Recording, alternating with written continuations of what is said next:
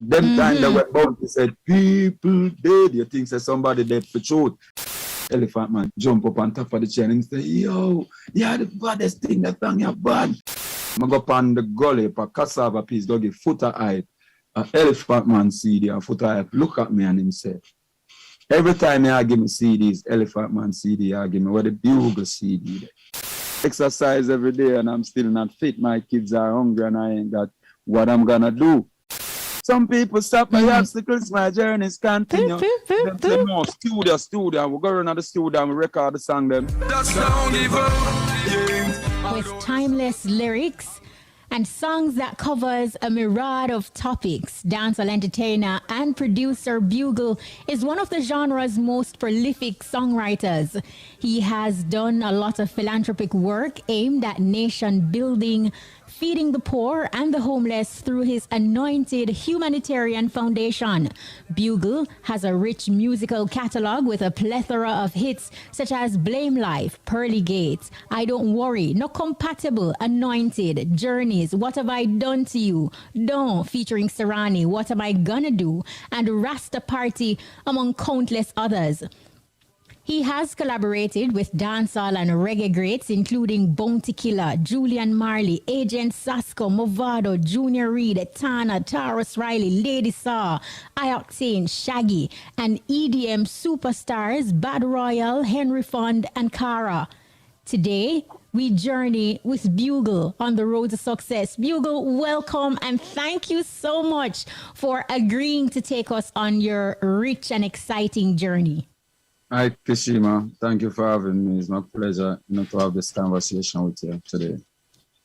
Awesome stuff. But, let us just start with the foundation, Bugle. We've had you many times across eBuzz and other platforms and IRIE, but this conversation today is more detailed and in-depth. It is your journey, your success story.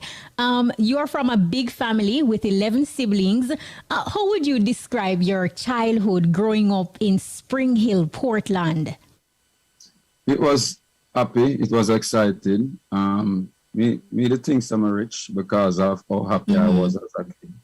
I never know the difference between rich and poor because, me think, the way me I live, me think that's how every household live, how every family live.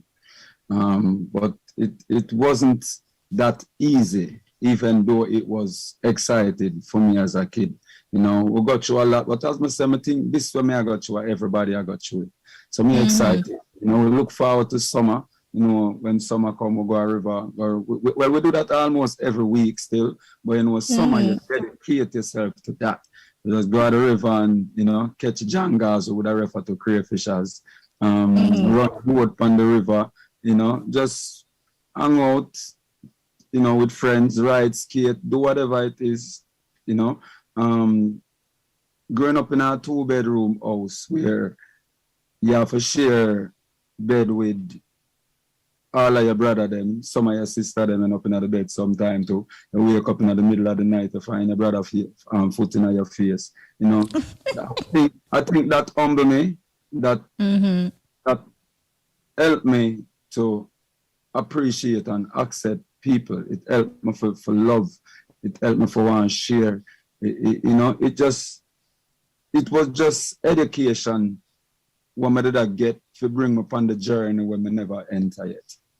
And as you speak about these rich values that were a part of you growing up and identifying, sharing and those types of things, share with us a lesson that you have learned, perhaps from your parents that still resonates with you today in your adult life.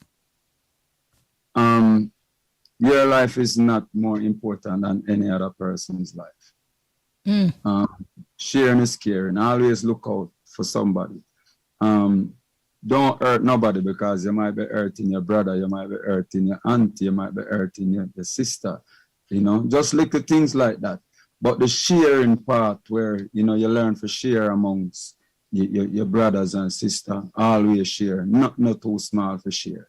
Just something that will grow with me throughout the years. And that even helped to lead me on the path of feeding the unfortunate, the less fortunate, the homeless people in the street.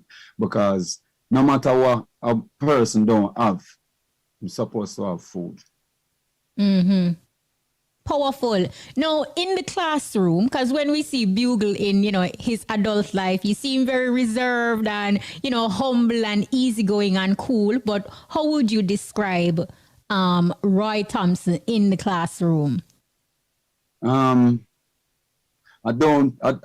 never the type of person who love attention, but always get attention. So in the classroom, my little brethren them would other than where I beat the desk. And with me are the only artist, but everybody is like a band. Everybody I play a rhythm. While one man a knocking chest, and next man a knock the bass, and next man a knocking, and the next man a knock the book, and that is a band in the classroom. So you find out I get all of the attention because the little kids them like myself love that.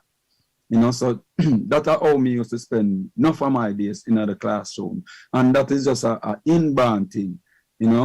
Me just listen to music on the radio. I don't know no artist. I don't know where you get from being an artist. No, not like that. It's just a thing where it just grows in me, It's just something I develop a natural love for, and I just do it until one day my teacher called me out because I always disturb the classroom, of course. One day my teacher called me out. Because school concert are going on, and she said, you always do this in the classroom. See an opportunity to do it on the stage, make the whole school area. And I'm a bit glad for do it. And so when she tell me, and I'm going to tell her yes, she write up my name. And she was so excited for me too, because, I think even though she always discipline me, she sees something in me where she would allow for bring out.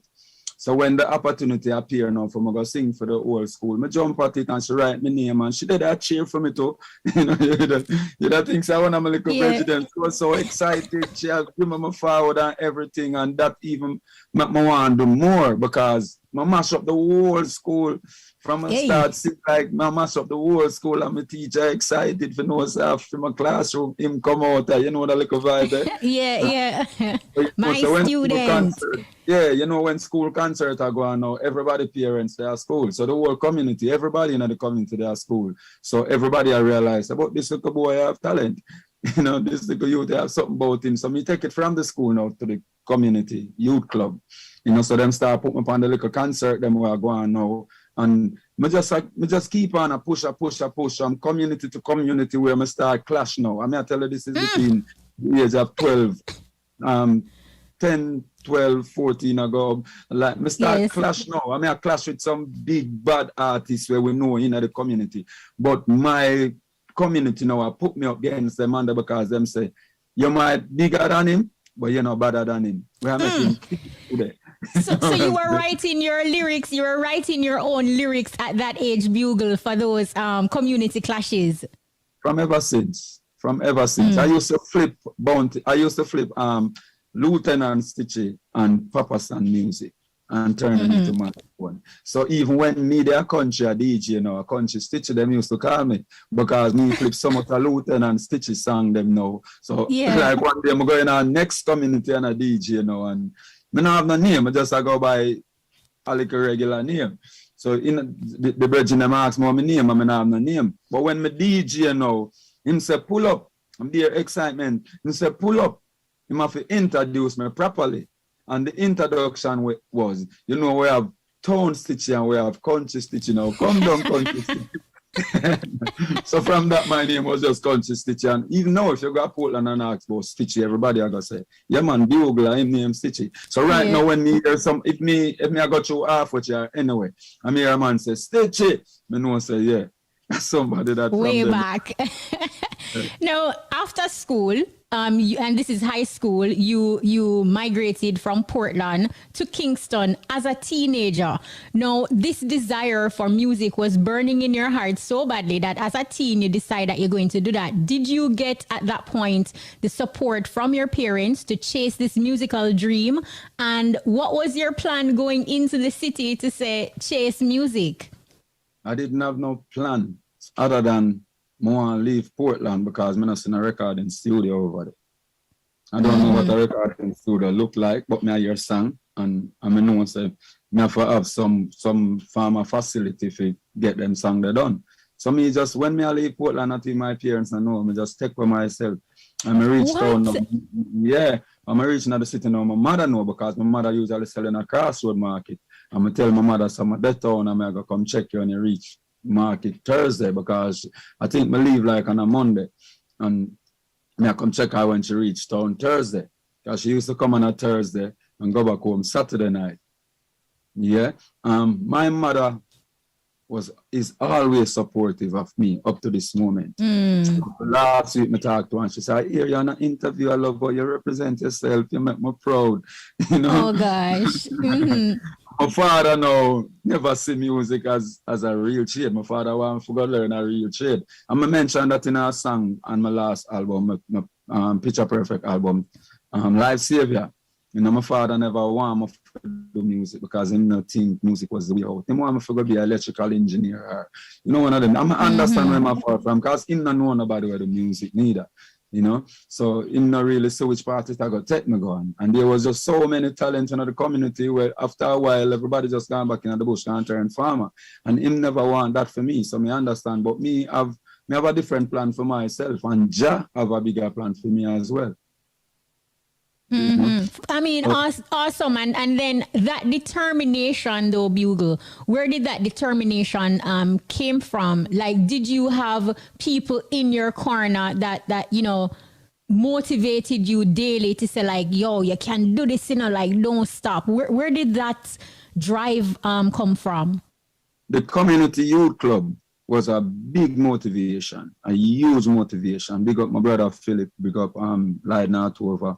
And all of the youth, I refer to the whole of them as my big brother them because there was always like big brothers to me. But always a push me, always, you know, believing in me and youth, your body, you know, you're going to make it, you know, your body. So that alone, you know, is a lot of motivation because I look up to them, man. Even my big brother, he is still my closest brother. Me and him extremely close. Him always motivate me and say, yo, my little brother bad. So then I have a next brother now who unfortunately passed away, who him love the music so much and believe in me so much. He was like my manager. So him used to sell peanut in a school and in the community, and him using peanut money and buy a sound system so me can have somewhere to actually go express myself through music, which is him little sound system, DT. His name was Desmond Thompson, so him call him Sound DT, which is Desmond Thompson. Yeah. You know, that within itself, you know, is a push because from them early stage, I just know some of people who believe in them and I can't let go. I can't let them down. No, once in Kingston, no Bugle, was it easy to adjust to the city life? Because here it is, you know, teenager coming from country stitchy like them say, and then boom, you're dropping a town and you're learning the ropes. What were some of the challenges and struggles that you had to overcome in trying to get a foot in the entertainment circles?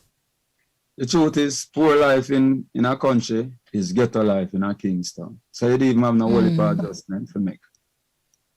You understand what I said? I feel you, yeah. Poor life in a country is ghetto life in a Kingston. I don't see no difference. The only difference with it is it easier a country because you can get everything what you want for free in terms of food, you know? Pantry. Yeah, but outside of that is the same poor life in the ghetto with the country. Now, though you had an interest in music at an early age, it wasn't until 2000 that your musical journey began professionally. Take us to the genesis of the significant period in your career. Well, even leading up to 2000, there was a lot, in the late 90s, a lot. I used to hang out at Big Ship Studio. I get to meet Papa Son, you know, Papa Son become a mentor, me become Papa Son artist, you know, son just believing in me, and it feels so good. It feels so connected. Me and him have same last name, so him see me as him brother, you know, and him give me a solid energy up until when him turned Christian. He mentioned that in the Life Savior song too. When him turned Christian, I had so much hopes of reaching somewhere through Papa Son, but it's like when theme life changed, now my life changed also. Him move forward, I move backward because I forgot to start all over again.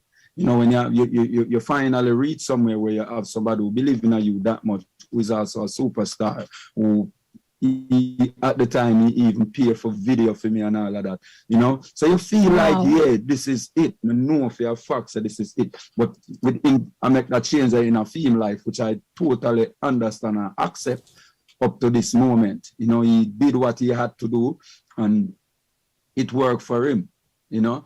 So it was a start over for me again. Me end up go back a studio now. I try link with some people, of course. There was a few people who know say this was an artist, but most of them people never really and truly are dealing with production. They're not dealing with me, I deal with. You know, so me I forgot find my way out. So I start link up with Shocking Vibes and I got King Jammies and all about the place, and I meet an engineer youth from Shocking Vibes named Piranha. So it's like me become Piranha artist now. You know, I write some song for Piranha. What Piranha produce and everything until one day Piranha come link me over Corville and say, there's a particular song where I have where I want a demo for him. And I say, okay, no problem. I'm going to say so boom and demo the song. And you take it on a CD and everything. And about 3-4 days after that, he come back, come check me over Corville with the song and a CD, but Bounty Killer sing it. And yeah, and what did that do for you though? Because Killer at the top of him game singing a song that you wrote, you put together. What did that do for you and your confidence? Me not eat for about 2 days. when I'm forward and play the song, I'm hear Bounty voice. I'm just forward and say, listen this. I put it in the CD and press play, I'm hear Killer voice. And me I listen because I want to know if it's just an intro or me and Killer do the song. Killer, me just want to hear what one and then hear Killer. You can be what you want to, achieve what you want to. Warlord telling you be a start to make them discourage you, make these words nourish you. From your work hard, you will flourish you. And like cool bump everything. And my song that, and me write that, and I Killer look, you understand? Like, the man forward me I run a boat. Well, I always I run boat. You know, I never forget that day that where I cook some baked bean and dumpling. And about 2 days after, before I could eat the same baked bean and dumpling, I put my one in the fridge, and at 2 days after, I hot up the baked bean and dumpling there and eat it. Because I couldn't believe the Bounty Killer sing a song with Bugle right. You know, and that is another motivation. That alone tell me, say, I must read somewhere in the music. If Bounty Killer, I sing a song, remember, you know, at the time, Bounty Killer the biggest thing. When them time that when Bounty said, people dead, you think say somebody dead for truth.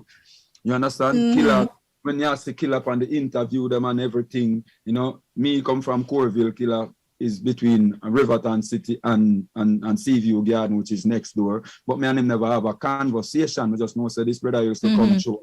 And him used to trim in a Corville, a brother named Mice used to trim him. We know all of that, but me and him never have a conversation. You understand? So when that happen now, like, you know, it give me some different perspective on music. It make me see music different. It make me see Killer different. It make me know say I have to reach and I'm not going ever stop trying. Did you eventually meet Bounty Killer, and did he eventually find out that, you know, you are the writer of that song, and what was that connection like? He actually knew me before the song, because as we said, we used to link with Papa Son and in the road, and he know the name and know say that little youth I come from Corville, so I went away, you know. So it was short after that. Short after the song sing, I actually meet with him because him used to have a youth on him named Ashi. And me and Ashley did really, really close. One of the time, me and Ashley even living at the same house over Corville. Me and Ashley did really close. So Ashley even bring me go Lincoln. And remember even them time there, him give me our 2 dub plate too. You know, and wow. I give 2 dub plate them time that you're rich. It can do all heap of things. You're rich, but you know, I guess him hear the song, him sing the song, him love the song, and him get to meet me, and you know, you don't know where you in the road where I try make 2 ends meet and dub plate one of the way, and a man link and say, yo, I need 2 killer, you know, what go on, cause me here say killer sing song where I say, yeah man, I can link him man and Ray, and I'm a link him and him say, yeah man, you're good man, don't worry about it tomorrow. And by tomorrow, Ashley call me and say, killer sing the thing, them gonna come pick them up. You know, and it wowed me to see how fast him even do that. Yeah. You know, so because it was being at the top of his game, did it floor you to that he actually went ahead and just did the dub plates for you just like that without, you know, any hesitation? Yeah, but to tell the truth, me think to how him do it and to the love where him show me think is everybody who him connected to get that love here. Because after a while, I realize I know everybody get that love there, and I have a special to get that love there. You understand? Yeah. You have a special to get that love there, and it did wonders for me. You also connected with Elephant Man, and you know, ultimately through touring with him, went to many places from BET, MTV, right around the world. How did that connection with Bugle and Elephant Man happen? And, you know, you cementing yourself in a space like that to, you know, tour with him? Again, I wrote a song just when Scare Them mash up. Dr. Marshall was actually a producer engineer at Anchor Studio at the time. Who actually the link was with Marshall before even Piranha. But when Scare Them mash up, Marshall wanted to produce Elephant Man, and him say he want me to write the song. You know, and go over there, go over Anchor Studio, and demo the song, go on my yard again. One Saturday morning, Marshall called me and said somebody want to talk to me. And I said, okay, no problem. When me hear a man come on the phone and say, yo, yeah, the baddest thing. You know, Elephant Man is a character, and I'm excited, you know, and it make you feel good, you know, within yourself too. Just to him approach and him choice the words and everything. And him say, yo, where there? And say, cool, and say, yo, jump on the taxi and come in. No. Jump on the taxi and go over there, and Elephant Man jump up on a chair. It was a leather chair in the studio. Jump up on top of the chair and say, yo, yeah, the baddest thing, that thing you're bad. We need some more of them thing, yeah. You know, and me and him just start link. Him just start come a Corville, come link me. Me and him just start par every day, you know. And that was 2000. Because I remember I meet Elephant Man Saturday, and I go travel for the first time on Monday, you know, and I leave and I go to New York, and then him come to New York and do a show. I never forget in the Bronx, because I did a stay in the Bronx. And I'm a father I'm show, and just the love, my cousin them go to the show, and just the love and the energy where Elephant I give me, my cousin them I look at me like, what you think no normal? No. Because Elephant Man a superstar, and to the love and the respect. 2000, yeah. Yeah, and me and him end up a tour. I go everywhere. You name it. Me I write whole heap of song. The first album him do me write like 6-7 songs on it. I think the album him Lager and Greensleeve put it out. I write 6-7 songs on that album. Me and him just get really close. We write whole heap of song. We a tour. We go Japan. We go everywhere. Everywhere Elephant Man go at the time. Me did it. Sometimes me and him alone fly. Like when him I go do certain work, like the Mariah Carey and the Will Smith and certain people, and me and him alone fly, because I me are the most of the right thing. You know, me and him get extremely close. We start tour and everything, but you know, Elephant Man meet me as an artist. He never meet me as just Bugle, like a man where I give him 2 songs. Me is done an artist where I record and I try to establish myself as an artist. But I find out that I start dedicate my life to his career, and it's like I stop focus on myself. I remember one day I give footer eye. I go up on the gully for cassava piece, go give footer eye Elephant Man CD and Foot Hype look at me and him say, every time I give me CDs, Elephant Man CD, I give me what the Bugle CD there. Wow. And so that did something to me again. I feel like, whoa. Because Foot Hype was the man. Nobody can tell you that. At them time, the Foot Hype is the man. And that's the reason why me, I go get Foot Hype Elephant Man CD. You know, and when me leave from half of the goal of the day, I tell myself, say, me not go ever do this again. Anybody may get an Elephant Man CD, they might get a Bugle CD beside it. So Footer is actually that person who actually even motivate me along the way. Up on the road with the Elephant Man for a period of time. I do like about 3-4 US tour with him, you know, go everywhere Elephant Man go during that time. But after the 4th year on the road now, I just start feel like, you know, may I do something where this is not what I was supposed to be doing. You know, the focus is not me anymore, and the focus is always me. And mark you, like, me love right. Me always have ton load of song. You know, so me and you know have to be friend, or me and you know have to, you know, hang out on a daily basis for me to give you a song or 2 or even 10. You know, so I decide, say, I'm not going to do this no more because this is not what I wanted. I want to be Bugle. I want to be my mother's star. You know, I want to be my community star. You know, me have too much people who believe in me for, you know, me just give my energy, all my energy to somebody else. So even before the tour completed, I decided, say, I'm not going to do this no more because it not help me. I learn a lot. You know, being on the road. I teach myself a whole heap of things. You know, everything what I say I go on and at the time and I'm surrounding, whether it's negative or positive, I learn from it. And I take out the positive out of the negative because the negative I go there. You know, and I use all of that to develop myself. So I just decide I'm not going to go up on the road no more. And I leave the tour before it fully completed because I don't know if you know how tours start, how the whole tour thing works. But for example, you're going to do a US tour, you know, where the last show supposed to be is where the return ticket is. So the tour started in New York and it's supposed to end Orlando, and that's where you have your return ticket to Jamaica from Orlando. So when the tour reached, by the time the tour reached Orlando, Elephant Man probably have another 12, 15 more show added to the tour.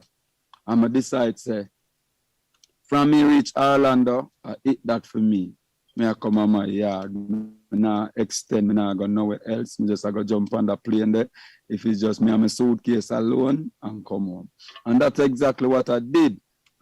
It wasn't a happy feeling leaving because me know said that leave is a leave forever. You know, me is always a kind of person. When I make up my mind and say this I it. You see, and it's hard for you actually convince me otherwise. So even at the plane, water drop out of my eye because this is not what I was expecting. This is not what I wanted for me, for my friend. Them were believing in me so much.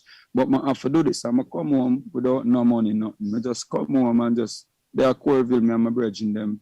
We go right back to which part we used today. Just a run boat and a ride song and we just go out there and look it. Mark and my brethren now always have a little car. I remember Mark with a little Suzuki Swift. We can barely move it. Look like it go about 2 miles per hour. But me and Mark each up in that little Suzuki Swift and go everywhere at the time. You know, sometimes I wait for Mark for the whole day because him I go school at the time too. And sometimes, you know, when him left school and usually would leave school like 1 o'clock and him supposed to reach me by 1:30. Sometimes Mark not reach me until 5, 6 o'clock. But the good thing about it, as soon as Mark reach Corville, Mark link and say, yo, you still want to go to studio, you know, from you want to move, we are going to move, you know. And even if we not go to studio, go do nothing, we just go to studio.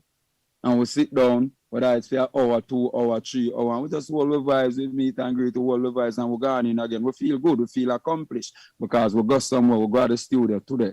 You know, up until this day, Mark is still like a brother to me. You know? Wow. But, you know, listening to you talk, though, Bugle, because here it is, you are rubbing shoulders with the likes of Janet Jackson through the touring with Elephant Man, and something that you said you made that decision to walk away. Perhaps it wasn't beneficial to you in that type of way to start all over again. Was there ever a moment where you felt like, boy, this thing that you're chasing may not work, because here it is, you are restarting, refocusing, and doing it all over again, having gotten a taste of stardom? Always, enough time, whole heap of time. But it's like the more you wonder if this, I know what you're supposed to do, is the more I say, I can't waste no time. I'm not going to make this actually be my distraction for things that maybe I know yes some of today. Because deep in myself, I know so yes some of supposed to do. I know so this I'm supposed to do. As I say, from the moment I link with Papa Son and Bounty Killer sing a song when I write, I just know so yes I'm supposed to do. So even when the distraction come and the negative thought forward through my head, I always have something positive to counteract it. If I never yes I'm for that, then why am I tour with Elephant Man for so long? Why Bounty Killer sing a song when I write? Why all these people believing in me? So why when me over Corville I beat with Chester and we are seeing so much people gather, you know, and I show love. Yes, I'm for that. The time just not come yet. And that's how I end up sing the exercise song now. Because I reach to that point in my life, you know, where I say, I wonder if I know yes, I'm for that. What me I go do? Me I go stay at Jamaica, because at the time I have visa and everything. I have work permit, I have 10-year visa, and I have people are foreign, family and friends who I say, yo, we buy a ticket forward. Yeah, and me decide to nah move, me nah forward, and music me I do. I hide my passport to the point where I don't even remember which part of my passport there. Because I say, me nah move, me I stay at Jamaica and do what I have to do. You understand? So me I go link, me actually, when I leave from around Elephant Man now, I sign with SSMG. And one day, I go link SSMG them up at the studio. I'm stopping at the gas station, I buy a Guinness and I drive, I go up on the hill and I'm just a med, I just hold my voice, I'm just a sing, just get a son at the time, you know. I don't know what I go do, I don't know what I'm supposed to do. I just know some love music and I don't want to give up on music. So I'm just a sing, exercise every day, and I'm still not fit. My kids are hungry and I ain't got what I'm gonna do. You know, that's how that song they even come, because of when I think about that. What I go do. So I just sing about it in our song, and it helped me to reach yourself. But that song ultimately came out through La Seca. So how did that happen? And well, not SS. At the time, SSMG was a new label. Them knew me, knew, you know, the whole way I tried together, and he had a different expectation from what the music offer. Big up Spooky Sean Scott. He's like a brother to me up to today. So it's like him put a time span on when him think it's supposed to work. When him think Bugle is supposed to get a hit song. And it never worked during the time when he think it would be work. But in truth and in fact, that exercise song is one of the earliest songs of my voice, and it was just there. And every day I go to Spooky and I say, that song, yeah, it just have a Tupac thing about it to me. You know, Tupac, I'm a rapper. It just have a Tupac thing about it to me. I feel like I could video that song and just run with it. And I don't know, maybe never believe in the song as much as I did. You know? So when we get a link with Siran, you know, and Siran say, he would have loved to do some work with me, but he want to bring an idea to him. The first thing I run through my head, you know, is this exercise song. And at the time, I probably have 30, 40 songs recorded at SSMG studio. But to me believing in this exercise song, me just tell myself, say, me I go give Serrano that song, yeah. And I actually signed with SSMG at the time. There was a contract, there was a signed contract. But me just, at the time, me do my think about contract or not, me just believe in that song yeah, so much. The least opportunity me get for make somebody hear that song yeah, me I go make them hear it. So me go to Sirani and me tell him, say, I never tell him at the time, say SSMG did record the song. Me just go to him with the song and say, see the song here, you know. You see? And the moment him hear the song, him just start play the rhythm. Him just start play the rhythm. You see him rhythm the way you hear the song record pan. The moment the link Sirani and him play the song pan in him car, through the car speaker from a phone, him start play the rhythm same time. The same night we go in the studio, go record the song. I want to tell you, say, the night when I sing the song and couple of bridge them the deadest, enough of them I never know or connect with at the time. It was Kshema friends, not my friends. He call somebody on the phone, I don't know who call and him say, sing. No, him say, I find the artist. And me hear the person say, who that? And him say, Bugle. And then the person said, Bugle, like, yeah. Bugle that. You understand? Yeah. And then say, Bugle, you see him Bugle where you know, Bugle. And then him give me the phone and say, sing. I'm going to sing the song. And within 5 minutes of me singing the song, David and Corey turn up, which was the next part of Daseka. Part of Daseka. Yeah, he did the same thing again. He called somebody and said, find the artist and give me the mic, give me the phone again and sing. And within another 10-15 minutes after I'm done sing, Julian turn up, who was the manager of Daseka at the time. It was a big crowd gathered at Princeville, at Consumer Plaza the night. It was a big them time the Bembe keep, and I think it was on a Thursday night when Bembe go keep. So big crowd, Richie Feelings, Razam Biggie, everybody, and like the man, they must say, no, Suran, he are the man, you know. And him said to me, I have no more song. I say, I have whole more. I'm going to sing Journeys on the same rhythm. Some people stop my obstacles, my journeys continue. Them say, no, studio. We go around the studio and we record the two songs them the same night. And Saran start keep meeting them, start calling, him select a bridge in them, you know, whoever him have at the time who are playing music. And keep meeting and say, I have two songs with Bugle, but we don't know which one to job first. You know, Richie Feelings and everybody tell him, say, here what? So that exercise song there are it. And drop the song, shoot the video, drop the song. Within 2 months after the song drop, it was the biggest song in Jamaica. How do you feel now, though, Bugle? Because you have that gift to create songs that evoke, you know, certain types of emotions, and you tap into people on a deeper level through music and connect with them. What is that feeling like when you hear somebody say, boy, journey impact them this way, or listening to Exercise every day, and, you know, it impacts them in this type of way?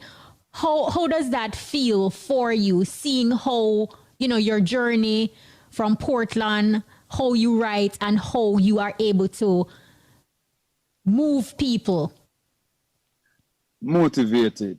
Like every time somebody would have tell me, say, you know, and that's something I'm going through every day. Like somebody would have say, oh, my favorite song, if you blame life, you blame who give it. Yo, that does something to me. You know, people with, you know, every day, like literally every day, people just stop me and say, yo, this is my song, that is my song. That, it just motivates me, and it also humble me, because I never ever get hype. Because when you get hype, you're going to lose yourself. You know, you have to know how to manage or something there. You know, me never, ever get hype. Me just humble. Me just want to do more. So every time somebody said, this did this to me, it make me want to do more so I can actually help other people along my journey of life. You understand? Because me not only want to entertain, I want to educate. You know, me know what music do to me. Me know what music do to me. When I listen to a song like, I have no white God, don't teach me anything bad. How can white man save me from white man? When me hear them sizzler, them do something to me. Them give me cold bump. They make me look deep. They make me go research. They make me read. They make me study. So when them music, they can do that to me. Me know, say, me depend a pathway, like that same pathway that we Kalanja depend at the time, when me need to educate people through my music. I always want to put things in my music to make people learn something, make people go read, make people stop and say, when just a while ago, me never hear that before. You know, the time when you lose or the time when you quit. When I put things like that in my music, it's because I want people to check and say, you can't quit, because when you quit, you lose, you give up, you're done. Mm-hmm. Mm-hmm. So things like that just really motivate me, humble me, make me want to do more. No, you have given us so many great albums, Bugle. I mean, Anointed, Be Yourself, Perfect, Picture Perfect, and no Toxicity. Your fans also have their personal faves as well. But which project is most significant to you and why?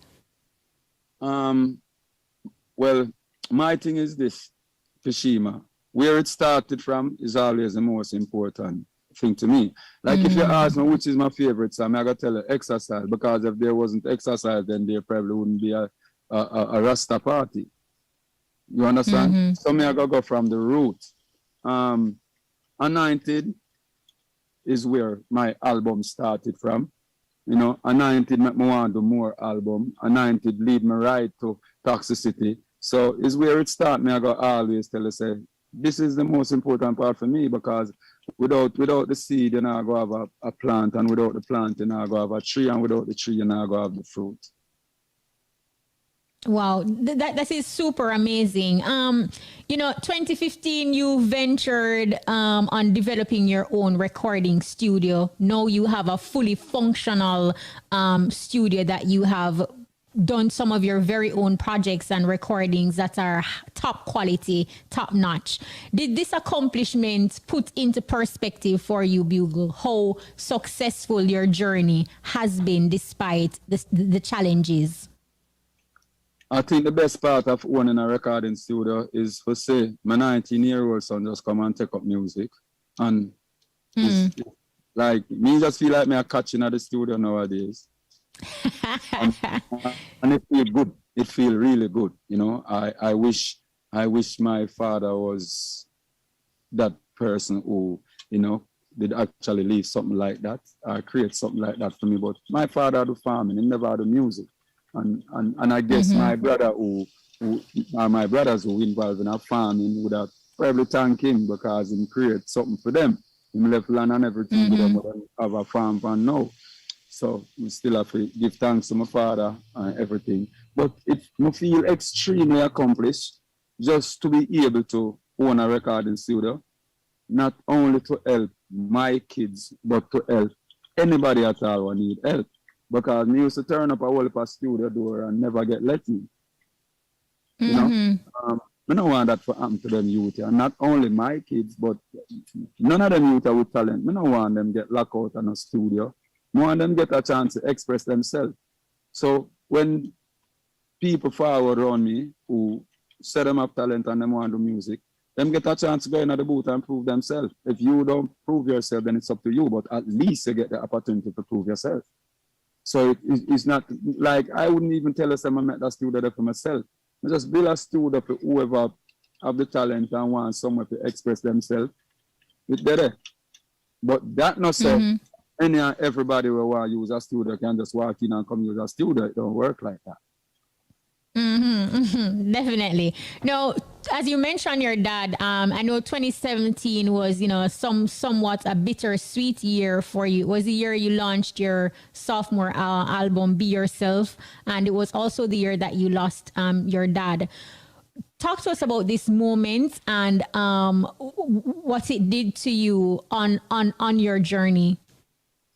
Well, actually, I lost my dad 2010. I don't know, but losing my father wasn't easy. I don't think losing any parents or anybody at all would be easy, or it's going to be easy. It never easy. It just so happened that Layla Ray born October, my father passed December, unfortunately. I never get to meet him in granddaughter. For some reason, she's like a replacement. She was supposed to born on my father's birthday, but because of the amount of pain that her mother was going through at the time, they had to induce her, so she come one day before, which is on the 24th of my father's birthday. It was on the 25th of October. So she was like, me just use her as a replacement, somewhat, for my father, For forward to 2017 now. I leave that circa 2015. I build my studio 2016. And I start working on my album same time, which is the Be Yourself album. And I put it out 2017. It stressed me out, you know. It stressed me. I never know. Because I may do all of this now by myself. I have David and Corey. I have that year. I have nobody for call upon and ball to. And, you know, why, and let us. And I have all of the questions that come to me now. Why, let us keep going, make sure, you know. And at the time too, it's not like Giovanni the Deron, who is now the man who run the studio as an engineer, as an artist, as a producer, everything. So I still have to find engineer for come and do the recording sessions with me. I have to find musician. I have to do everything. So it's stressing. 2017, I feel like I smoke 1 million pounds of herbs. Wow. You know, the thing I could actually, you know, help me to go through the process the way I go through it. But at the end of it, I feel so accomplished. I feel so good. I feel so overwhelming. I feel so strong. When you put out the album now and people just look on the artwork and say, yo, this deep, before them even listen to a song. And when them start listening to the music, it wow them like, whoa, this youth are grow. And this was my second album and my first, the first album that I am actually producing 100%. So I know some of the depth on a path to greatness. Even when I reach there, so I do it by myself now.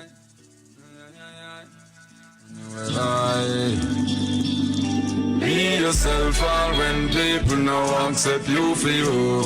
Really, really powerful project that was Bugle. But tell us how your Rastafarian faith kind of, you know, help you as a person, as an individual, and sort of instill certain discipline on your journey, because you spoke about 2017, the challenges that came, but irrespective of those challenges, you still held it together and saw the project through to the very end. But what part does your Rastafarian faith play in just your daily life?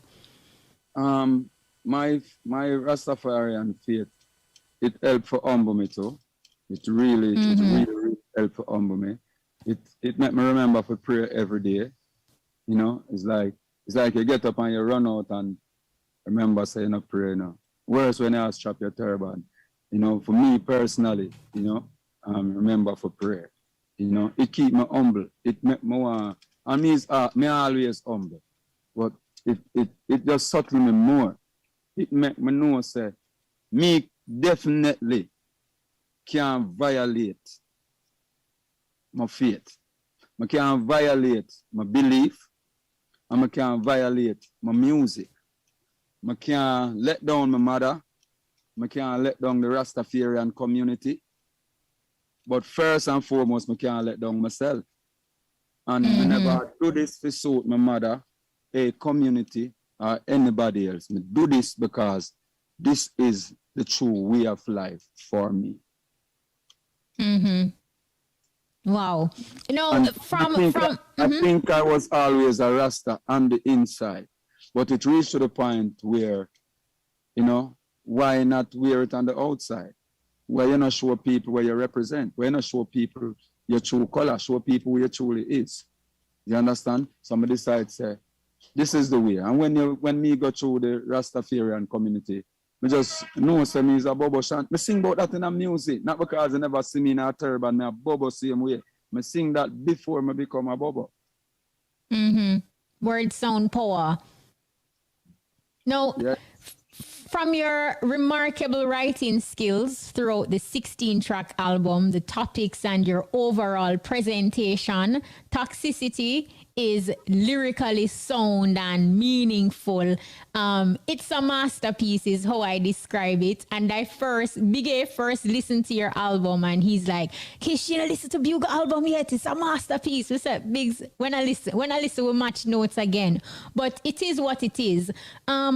talk to us about the significance of this project and just your frame of mind and your mindset when you compose the songs and basically present Toxicity to people of the world.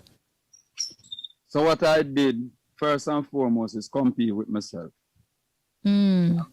After I talk to Jah and tell Jah about the mission and tell him, you know, what I want to do and how I want to go about doing it and everything, then I start compete with myself. And the reason for competing with myself is because of the fans and the people I'm surrounding, the family and friends and fans who always tell me that them think I'm the best writer. As much as a lot of people say I'm the most underrated, the people who truly, you know, love my music, pay attention to what I do, think I'm the best. So if me are the best, and when they make them comparison, me stand out among my peers, then who is there for me to compete with but myself? So when saying so, there's a lot of great artists who I look up to. Julian Malik, Junior Gang, Agent Sasko, Busy Signal, Sizzla Kalanji, and the list go on and on. I have the money as some of the greatest thing we ever do music, write, record, produce, perform, Beanie Man, Shaggy. I have the money as some great, so it's not like me I think some of the above them people. I'm just tell you about my status and how me go about doing my things. You know?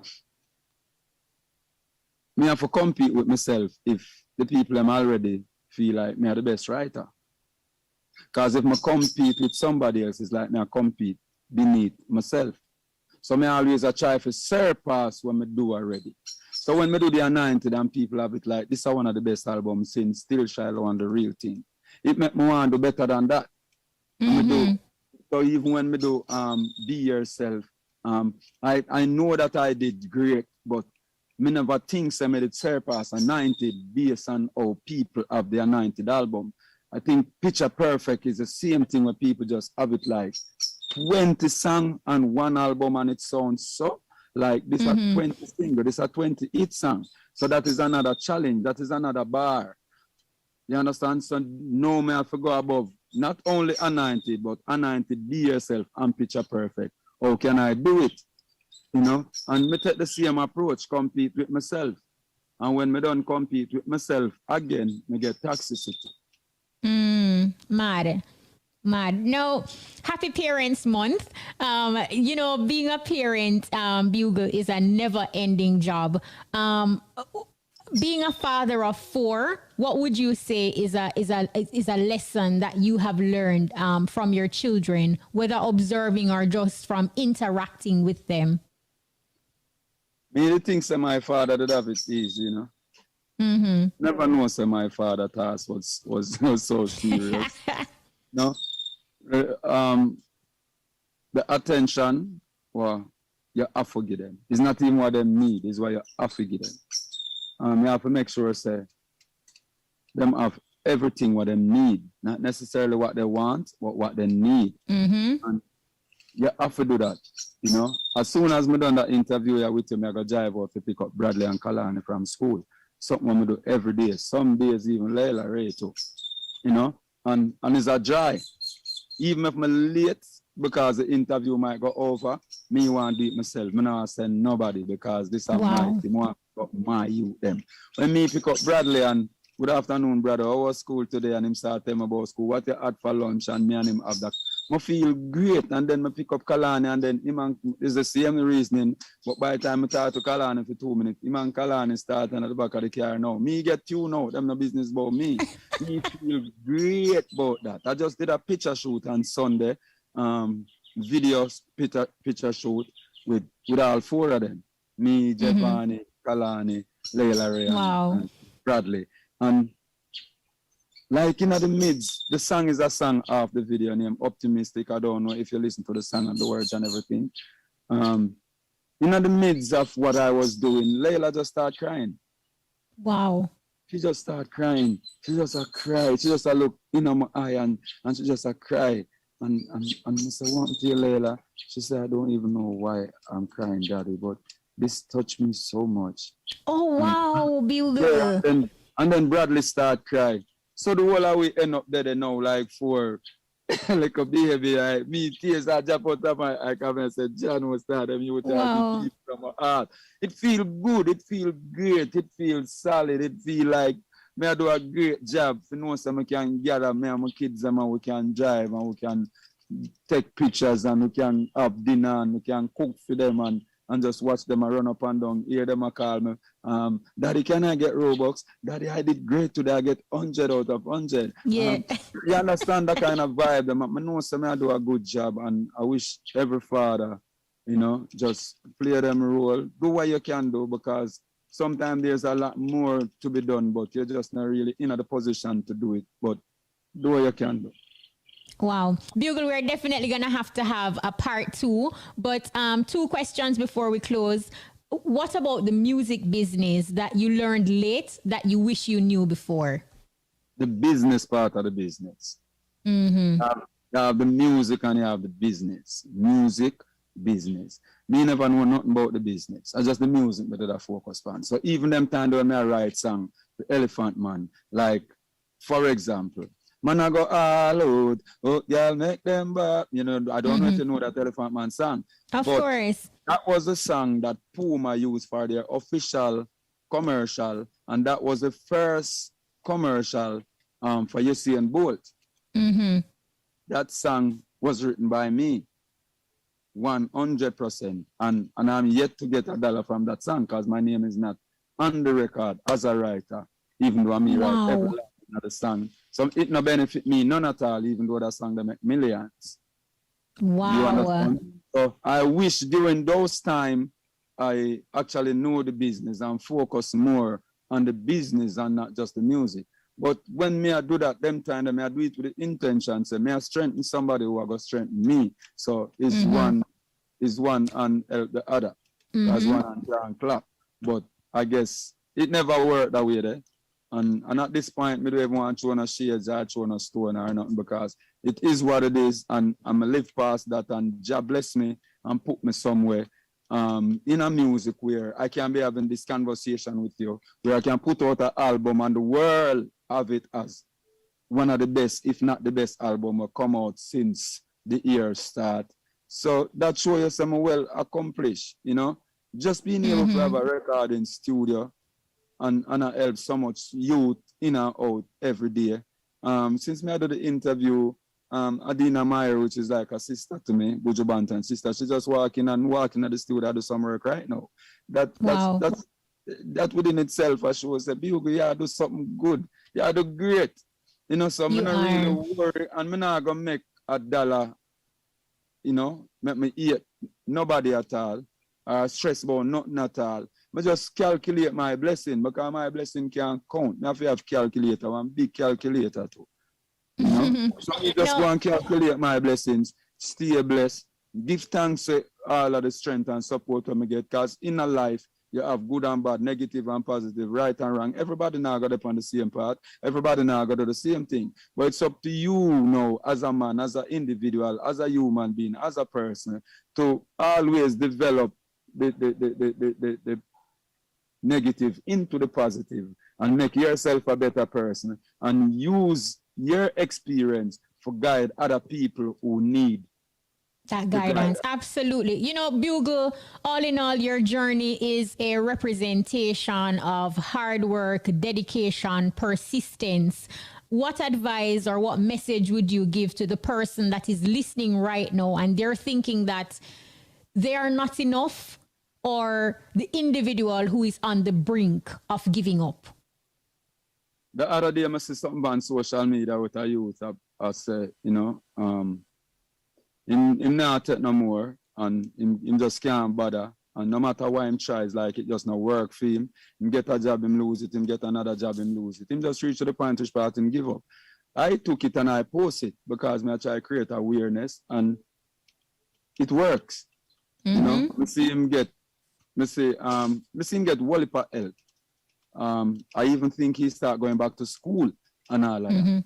And I look at that like, whoa, sometimes all somebody need is just a strength. What we know with Jamaica and Jamaican people is, we have the art for help people. We just want to see somebody start it. But the thing about that is, I know everybody can start something, but everybody can finish it. You know, as soon as they dig out the ground and you start build the house, anybody can come lay 2 blocks. But if you take it out of the ground, I want different thing. You know, it take different people to bring it out of the ground and bring it from block level where the man just can't come lay a block and gone. You understand? So me know that for a fact. I know everybody can start it, but almost anybody can finish it. Just like when you learn to drive a standard vehicle. You know, the hardest part of that is to get the vehicle running. When the vehicle start driving now, you can shut your eye and put it in a gear and it goes the same way. But to move it, to put it in a gear, ease up off of the clutch and make it move, extremely hard. So I got to tell everybody who are listening, say, challenge yourself. And the day when you lose or the day when you quit, anything where you believe in, never, ever, ever turn your back on it. No matter who believe in you, who not believe in you, stay focused. Because only you can actually hurt yourself where that is concerned. Because what people usually do is when them see it a take off, like you have a little restaurant, don't expect say, the person who don't want to see a restaurant move, come buy your food. But when them see other people come buy the food and say the food nice, them are going to come because them want to be a part of your growth. When them say, yeah, grow now, so them can come say, yeah, man, remember say, me I buy food from you from them time there, you know. But really and truly, I never them start you, or you start yourself. So you have to always, you know, challenge yourself. Me love this. Me believe in this. This is what I want to do. This is where I want to get. Then make something happen. As soon as you start, you're going to realize that everything is going to go in place. Don't sit around and wait on politicians. Politicians have problems of their own. Don't sit around and wait on your parents. Your parents have problems of their own. So you have to challenge yourself. Take on your problem and push forward. And jog with the rest. Bugle, thank you so much. This was really awesome. Thank you for sharing. Thank you for taking us on your journey. Continue to be great and continue to rise. Continue to shine. Thank you very much.